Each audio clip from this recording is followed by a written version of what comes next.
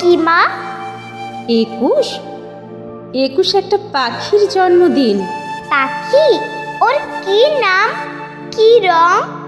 ওর নাম বাংলা ভাষা, আর ওর আগুন রং।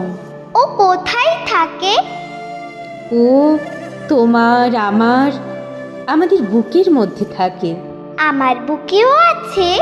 আছে তো। ইস, ওর কষ্ট হয় না? সারাদিন শুধু বুকের ভিতর বুকের ভিতর।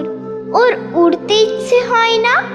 ওরে তো, এই যে আমি কথা বলছি তোমার দিকে উড়ে যাচ্ছে, তুমি কথা বলছো আমার দিকে উড়ে আসছে। কোথায়? দেখতে পাচ্ছি না তো।